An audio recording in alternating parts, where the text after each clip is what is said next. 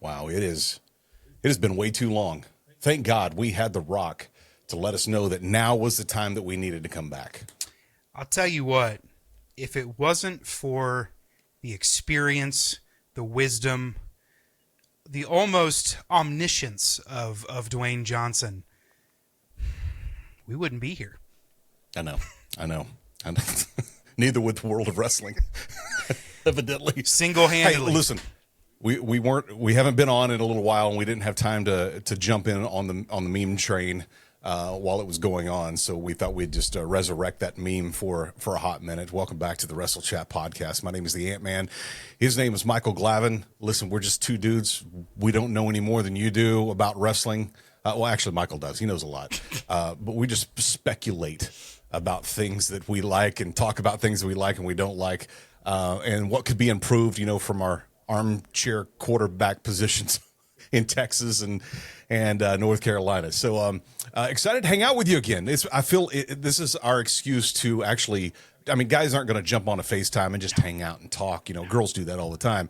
We need something like a wrestling podcast to do that with. So I'm glad we're back at it again. It's good to see your face. Absolutely. Same. It's, I think, you said it, we're regular guys and we're regular guys with families, and summer hit and it's like, Dude. Oh man, something's got to give. And typically, and probably if there was going to be any time to do it, it's in the lull of wrestling. And now this lull, a little different than it has been in the past. This lull kind of just felt like a little dip. Mm-hmm. And now we're back at SummerSlam and things are heating back up. Of course, SummerSlam this Saturday from Cleveland. I'm excited about this. Excited to kind of first let's hit rewind and talk about just a few things that have happened since we were last on. We were introduced to the Wyatt Sicks, SICKS, with only 5 members. At some point, is that Alexa Bliss coming back into that group to actually make it an SIX? I don't think so. I talked with a few different people, locally and, friends that I have across the country. I think the 6th guy is the spirit of Bray Wyatt or the Fiend. That's good. Yeah, I don't think it's another person. I think we've seen all there is to see, and I think the 6th person or entity is Bray Wyatt or the Fiend. Interesting. Yeah, I hadn't even thought about that. See, that's what I don't get when you and I don't talk like this. We text. It's been so long. I will say this, too. I was even watching on Monday night on Raw, and I was like, okay, I get these guys are new. Where's Dexter Lumis? That guy could literally be in the witness protection plan right now. I do not recognize any part of him that looks like the old Dexter Lumis. Do you? Not at all. And that dude looks scary. Like, Very. Joe Gacy kind of came out, and I was like, he looks kind of Joe Gacy-ish. But I think they knew where they were going with this for quite a while, because they pulled Dexter probably well over a year ago and just put him on the shelf. He may have been injured too. I don't remember. But he's been on the shelf for a long time. So he had time to grow his hair out, think about what he wanted to do, put some time into it. But man, just overall, what a powerhouse group. Just crazy.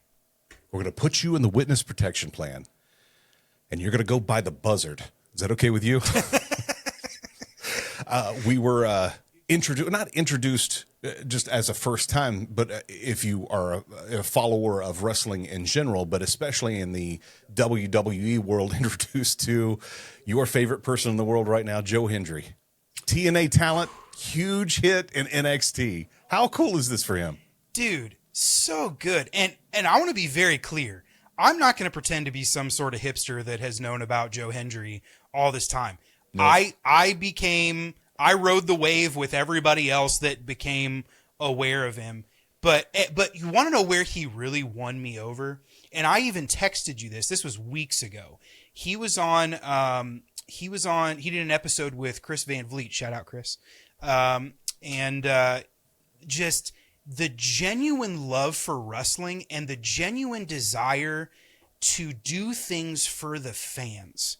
Like, not just to propel his character, but like he told this story about some I don't remember who it was, a musical group that wrote a song specifically to a tempo that you could jump to. And he said he kind of took that approach when he was making his theme song.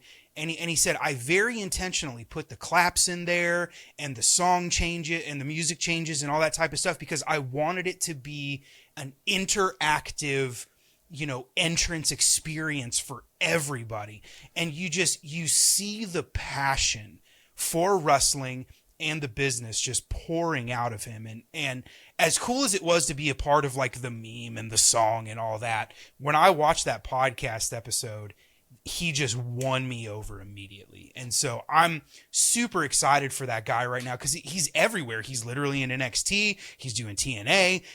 I think I've seen him pop up on some independent stuff maybe. Yeah. Like it is a good day to be Joe Hendry. It's not Rusev Day anymore. It's Joe Hendry Day. It's Joe Hendry Day.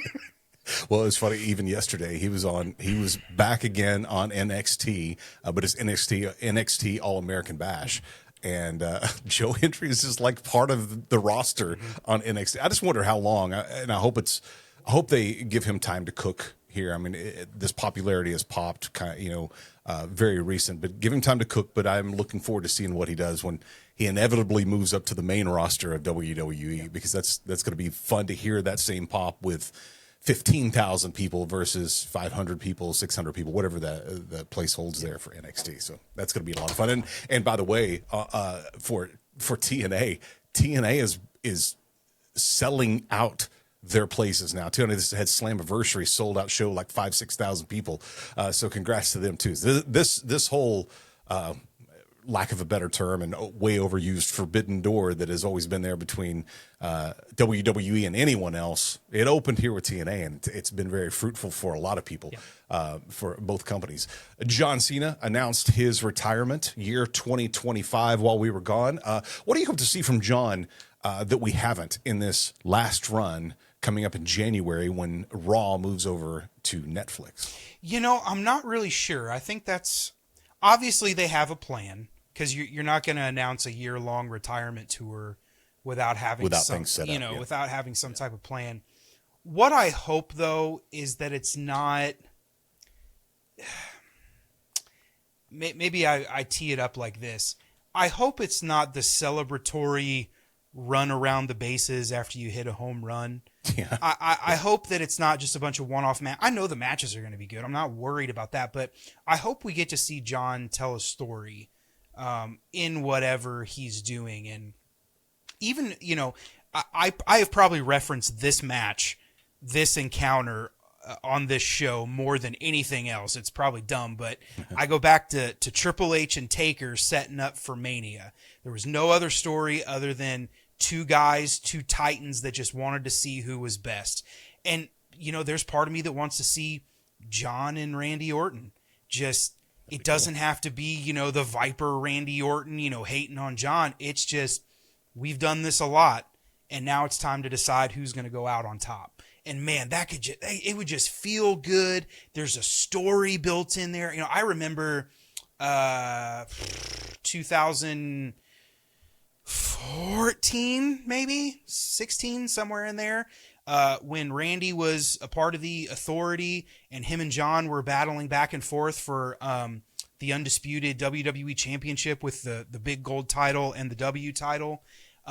Those were some great matches between those guys. And to see that potentially come out of the woodwork again, that's just one of a bajillion possibilities of some great things we could see from John Cena. So to answer your question, I don't know, but I have pretty good faith right now that they won't drop the ball with it. Fun story between John Cena and CM Punk as well, and Punk has already started to position himself to be a part of that, so at least a match in that year-long run that John's going to have here in 2025. Looking forward to that. One more before we jump into the card for SummerSlam this weekend. A big announcement. Listen, I thought that both announced teams on SmackDown and on Raw were set and were great and cooking along and doing very well, which I don't think they're saying that SmackDown is not. They're just adding another very sports centric person to that mix that I think is just going to elevate it even more. And Joe Tessitore is coming over to SmackDown to be a part of the team there. Presumably when that moves to USA, I believe that's in September, so sooner than later. I think this is absolutely fantastic that Joe's going to be a part of this team. And I think that, Corey Graves has done a fabulous job as a play-by-play guy, but he's also a chameleon. He can be anything that you need him to be, and he excels at whatever that is. Yeah. Need him to be a baby face for somebody, he's great at it. He'll sell it. You need him to be a heel for the heel, he's right there at it. And I think that it's going to be kind of cool to have him be a floater, fill in the gaps where Joe doesn't know the wrestling part, but definitely knows how to do play-by-play for sure. And then, of course, Wade Barrett. I mean, Wade is Wade, and Wade does his thing, and it's been awesome. I think perfect for SmackDown. And so rather than it being a problem that they're trying to fix, they have something that's already great that I believe is just going to be better. And so I'm looking forward to having Joe a part of the SmackDown roster on the announce team there and leading that charge. And thinking about and mentioning the whole sports-centric side of that's something I haven't had a chance to watch, I would say, as much as we were leading up to WrestleMania over the last few weeks. It's been here or there and catching up, after shows are over with. But every time that I pop in and hit fast forward through the stuff that commercials and stuff that is kind of fluffing a show, I'd always catch like people walking in and I'm like, geez Louise, is this WWE or UFC? Mm-hmm. Or is this before a big NFL game? Because that's what the presentation really is turning into and really starting to look like. And of course they use a lot of my favorite camera too, that very shallow depth of field. Speaking of sports and video games, NCAA college football back on Xbox. I've been playing that a little bit in some spare time, and it's kind of funny playing it. I'm like, oh, this looks like that camera in WWE when they do a championship match. So it's really cool to see them doing that and kind of adding it in the right places. They always do that. That one long continuous shot, and it's different every time they do it from a different point and place in the arena. And just, I'm excited what they're doing right now. And so the things that we're not going to really get into them here, maybe on a episode coming up, but things that I'm like, I wonder what they're doing here. That's going to be, they need to tread lightly on this or really think this through, because I'm kind of starting to tune out of things. I stop and go and remember, oh, this is not the same team that was doing that when I would see stuff like I'm seeing now and go, oh, yeah, this is the direction we're going. Because 9 times out of 10, that is not the direction we're going now in WWE. Looking forward to Saturday, SummerSlam. For me, it has always rivaled WrestleMania in my book. I've just always loved SummerSlam. I like the time of year. I like the cards. Typically, they've always been really spectacular. This one, no exception. I think we start with LA Knight and Logan Paul. This buildup has been fun, and it's actually been longer than I thought it was going to be. I thought this was going to be something they did. I don't remember what I was thinking, like maybe right after Mania, and it was just going to be a sudden thing. And no, they started it basically right after Mania and continued to build little things at a time. And finally, we're going to Logan Paul's hometown, defending the title, I think only for the third time since he's had it in 9 months or whatever. Does this mean he's dropping it? I don't really think that even matters. What I think it is how they're highlighting both guys. One that's, didn't come from this world. The other guy who's spent his entire life, it seems like, in this world, and both getting time to shine. How are you feeling about this match? I think it's going to be really good, and I don't really know what to think, because old school wrestling booking would tell you that if we're in Logan Paul's hometown, that guy ain't going over. That's right. Yeah. He's leaving there empty-handed. Yeah. I think it's a great time for an LA Knight coronation. I said this maybe pre-Mania, I don't remember, but I feel like LA Knight's in a weird spot. I feel like he's bigger than the U.S. title. Maybe not quite there for a world title yet, in terms of storyline and push.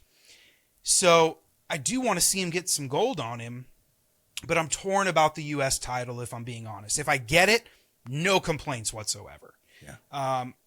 But I think it just fell at a weird place, because when he was kind of popping out Gunther was still on a really long run with the Intercon title, and Sammy and Chad were already in that mix, and there wasn't really room over there. Regardless of all of that, it's going to be a good match. LA Knight knows how to work. Logan is very committed to developing his in-ring stuff, and everything we've seen from him is great. It's going to be really, really good. That's probably one of the matches that I'm most excited about, just because you have two larger-than-life personalities that are really going to show up and give it their best. So, honestly, I'm cool with whatever happens either way, because I know that the powers that be are going to make sure it's a good story. I don't know that there's been anybody else, though, too, and credit to Logan Paul on this, that has held a title for this long, only defended it twice up until now, and has gotten the title over better than Logan Paul has. He's had that thing everywhere he goes. Tetris World Championships. He's wearing the title, holding the title at that thing. People are wondering, what is he a title? If they don't know wrestling, wondering what that title is. And of course, he's happy to educate anybody on that. I'm looking forward to that match as well, Michael. That's going to be a lot of fun. CM Punk, Drew McIntyre. Man, this feels like a lot of real life heat that has been building up. I saw the post that I mean, Drew McIntyre is absolutely fantastic on social media, and that is something that has happened recently, or it feels like it has. Really, the attention anyway. But for him to post a picture of Jungle Boy Jack Perry, and it just says, "Yes, it's real. Cry us a river."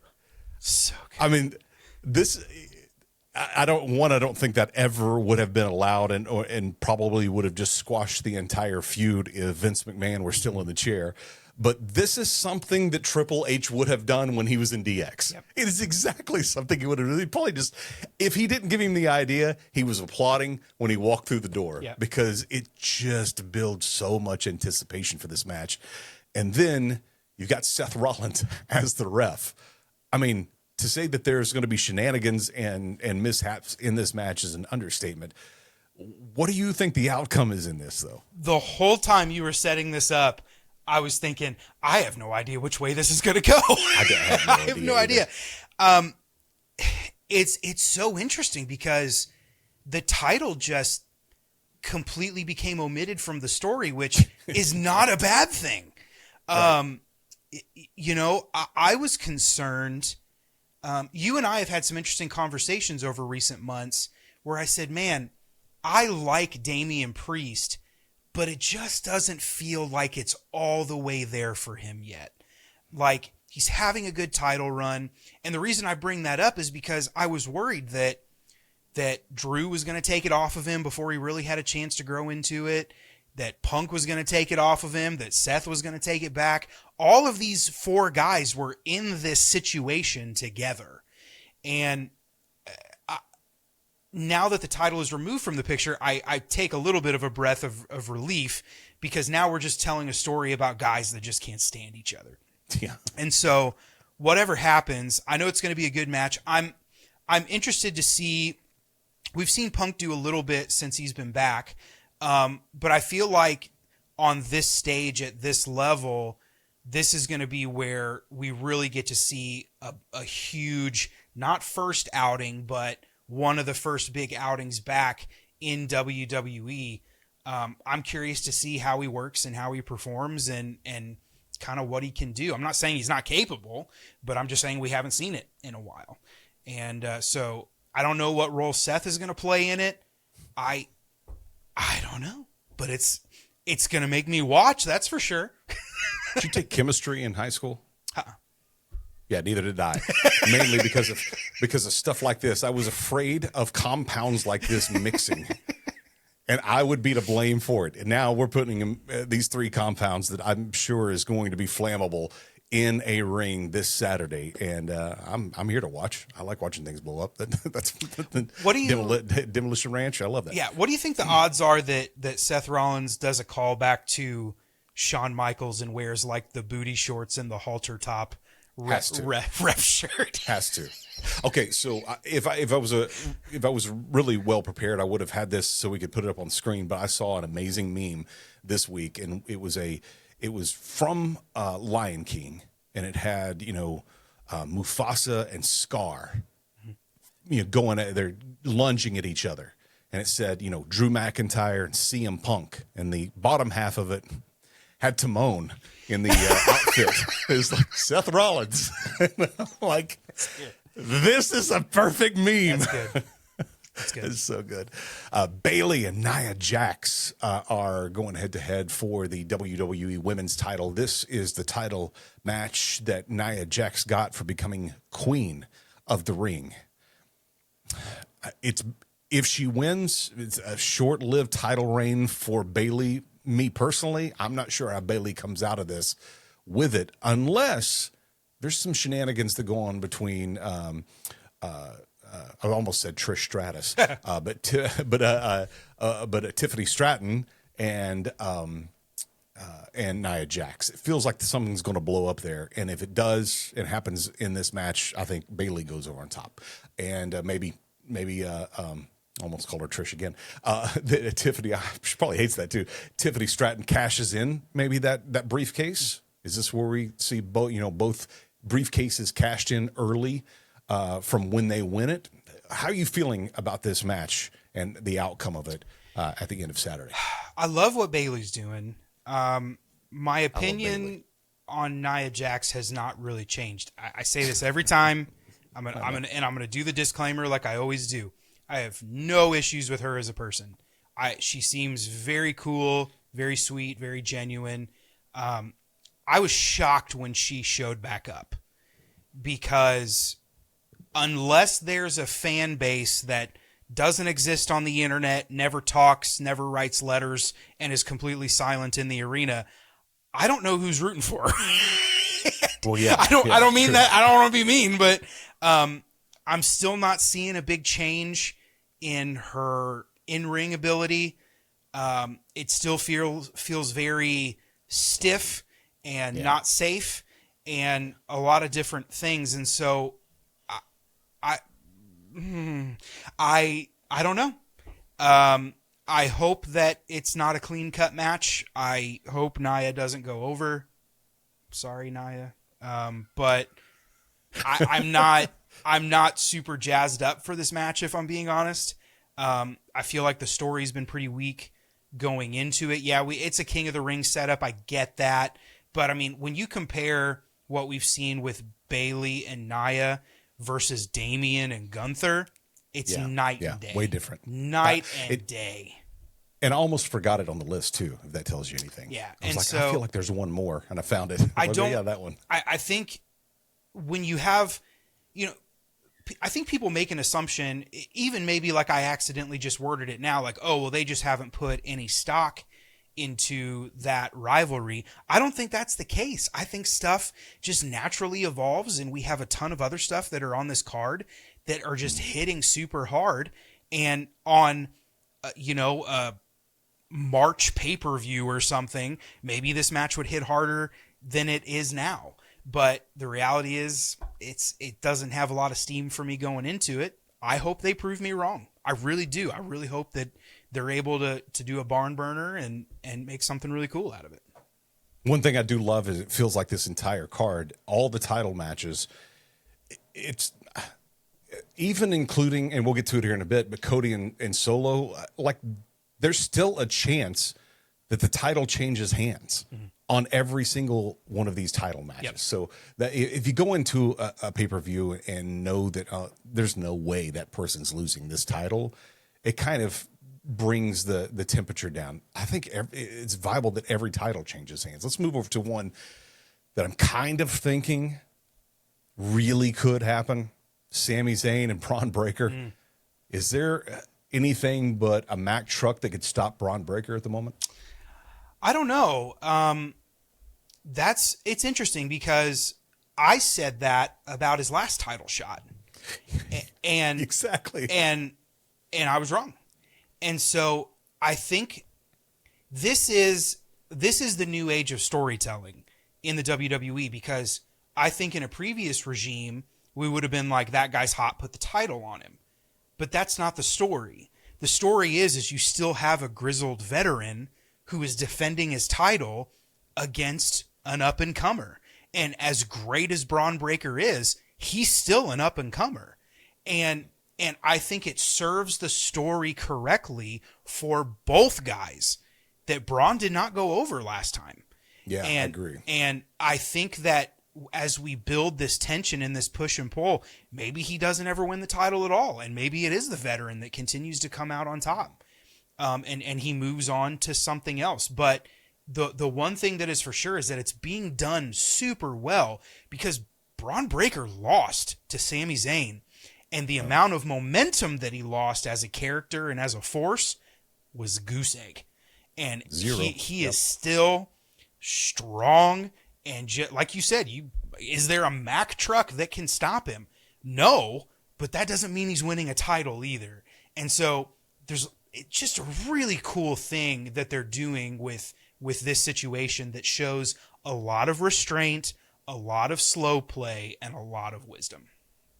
Something very interesting WWE is doing right now as well is capitalizing on the entire weekend and not just the night of SummerSlam. Both Sami Zayn and Damian Priest have theater shows. I get Sami Zayn, he's doing comedy. Mm-hmm. What is Damian Priest doing? I don't know what that show.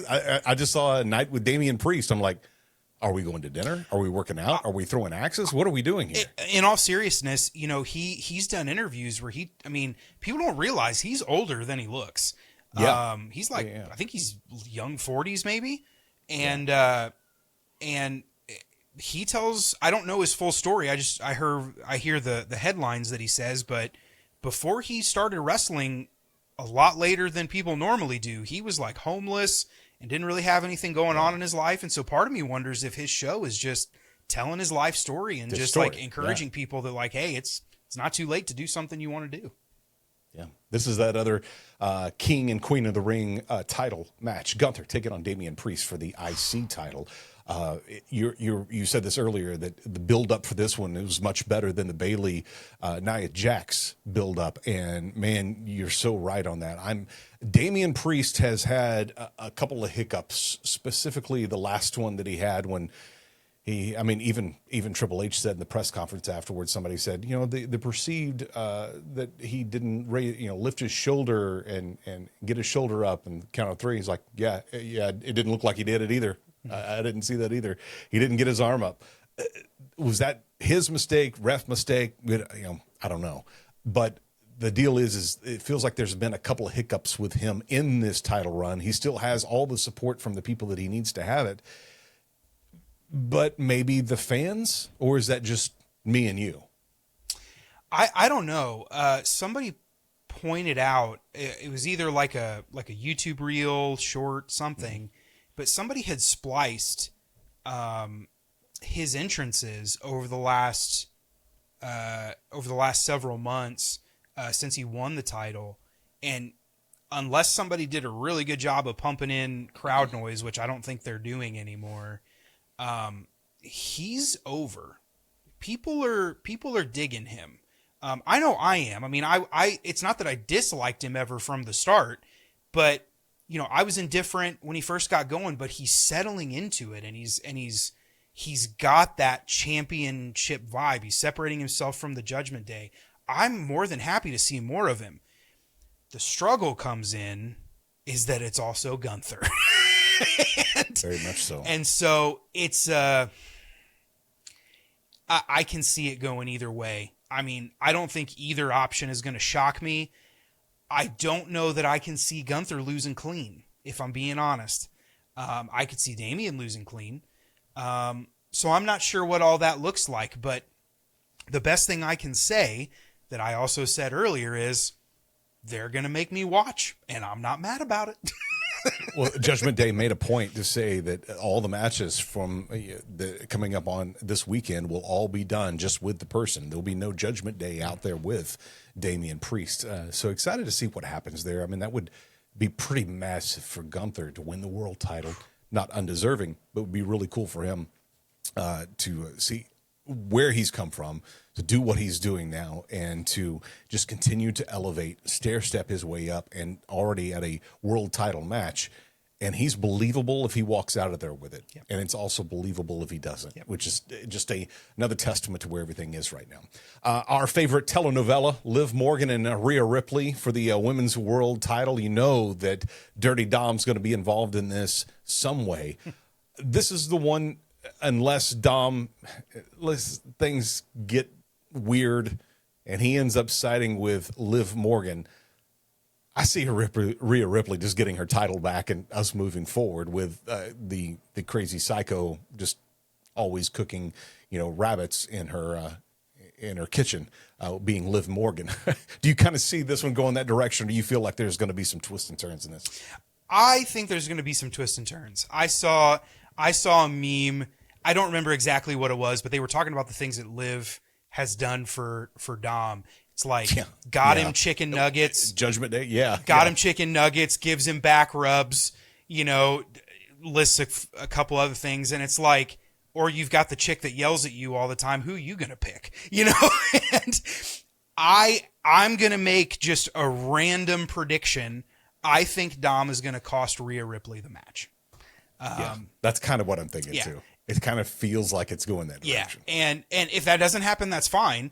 But it feels appropriate. I think Rhea's story with the title is done for now. I think she's great as a champion, has done all kinds of great things in her run, but I don't know that it makes sense to put that back on her right now. I think she's more valuable chasing it for a while than she is having it.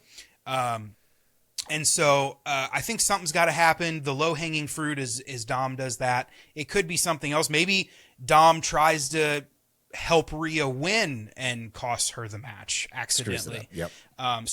But this is another one that I'm really excited for because this is probably the most story-dense match that's on the card. And kind of like you said, it's like a telenovela thing. And it's so not serious, but I'm so into it for some reason. And I think it's gonna be really good. Both of those women can fight and wrestle really well, and so I think we're gonna get something really, really special out of that. Well, if you go back to when you heard Rhea and Dom were in the ring, and Liv comes up to the entryway of section 105 or whatever, and she's up there talking in her Daisy Dukes and showing it all off, and he screams, "I hate you." The crowd wasn't into that. They were looking for the 3 words of "I love you," and you could tell that's where they wanted it to go, at least in that arena, which was very interesting because they've really been all about Rhea and Dom together. For the longest time, we all have, but just to see the crowd react the way they did, where it was really more mixed at best, may help shape some of the direction for this as well. 7 matches on this card, which is a lot for WWE at this point. It's like 4, maybe 5 seems to be like the best place to be, which I love that. It gives it time to tell stories. But last but certainly not least is Cody Rhodes and Solo Sikoa. The WWE title. A lot of people think that maybe this is where Roman Reigns comes back. I saw that Eric Bischoff was like, that is the furthest thing. That he should be far away from SummerSlam and not come back there. It should be somewhere. I don't remember where he said that they should, or even if he did. I just saw a clip of it. But the point is, man, when Roman does come back, it's going to be massive. So do you need it for SummerSlam, or do you just use this to continue to help build that story? This is one that, for the way things, the way the bloodline runs, and with the help they continually have always had, no matter, there's only been 2 people in charge of the bloodline at this point, but they've always seemed to find a way to come out on top. I just wonder, is this where Cody loses it for a minute and gets it back, or are we going to see him hold strong? And he's not going to have John Cena, he's not going to have Undertaker, he's not going to have all these other people with him like at WrestleMania. What happens when he has his first real test with the bloodline again? What are you thinking? I don't think that this story is that complex. with where we're at right now. Solo Sikoa is an imposter tribal chief. Oh, absolutely. And as an imposter, you think you're something you're not. And the reality is that Solo Sikoa is not Roman Reigns. He can't hang in there with somebody like Cody. Cody is Super Cena version 2. And I think what's going to happen is Cody's just going to win clean. And what that's going to do is set the stage for Roman to show back up and go, it's cute what you did, but now the tribal chief is back. And I think it can be as simple as that. Are there a million variables in that? Oh, yeah. But I don't see... I would say Solo grabbing the title for a short period of time doesn't help Solo Sikoa. It doesn't help him get heat. It doesn't do anything. But it hurts Cody a lot. Even if it's a complete, like, screwed him over, you know, the whole bloodline made sure that he lost. Even if it's not, the furthest thing from clean, it's going to hurt him bad. Because Solo Sikoa is just not the guy you want to drop the title to temporarily. And so, at least not yet. And so, I kind of think this just runs from point A to point B. It's a clean match. We get some interference from the bloodline. Super Cody takes care of all of it. And here in the next month or two, we see Roman Reigns coming back to you know, whoop some people and get the bloodline. You know, I don't know what we're getting down the line. I don't want to get too far ahead, but are we getting bloodline versus bloodline for Survivor Series?